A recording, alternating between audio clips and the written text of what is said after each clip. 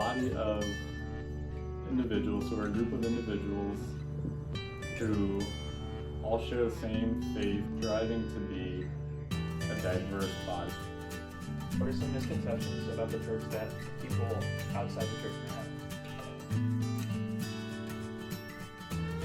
I mean, I think at its core, the Bible is a guidebook on how to live life. I gotta say that one of the most common misconceptions I've found is that most people think that there are barriers to entry and create them themselves where there are none. Like, people think, oh, with my past, I can't be a part of this group or whatever, the way I've lived or whatever, I can't do this or that. But really, none of that, because it's all accepted and everyone's included. It's all about, I mean, in the end, the only barrier to entry is belief. Like, there's no age, race, anything else about a person that stops them from becoming a part of this community. The only thing that's stopping them is the belief. The belief is what binds us together as a community.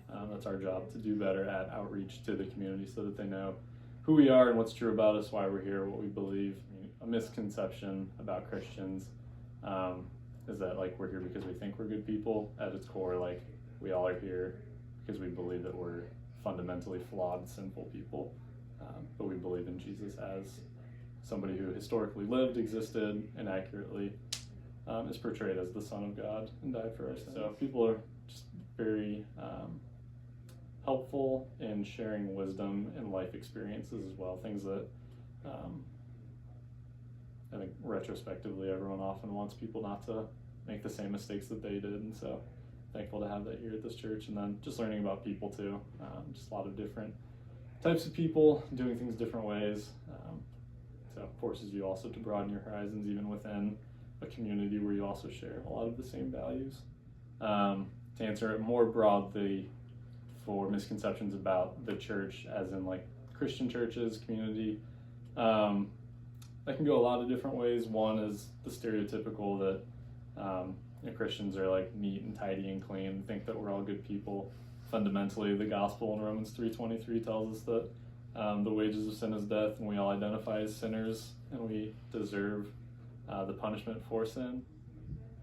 Question 5, what aspects of yourself helped you become a leader? I was present, so there were literally no aspects of me that helped me to become a leader. There was a need, and somebody asked me, so I existed, and I was willing to say yes. So I was very unqualified to be a leader when I was asked to be a leader. Thankfully, I was not asked to be the leader, but the guy who was asked to be the leader pulled me in and helped to kind of show me the ropes for the first few years, and then his job took his family out of Columbus over to New Jersey, so when they asked for a new person to step in, nobody volunteered, and it became me by default. So just learning a lot as I go, so I'm not really sure that there was anything that made me equipped to be a leader. I think I'm learning it as I go and making up a lot of it as I go. And again, learning from a lot of mistakes. I would say those are really the biggest things that have shaped me as a leader, is doing things incorrectly.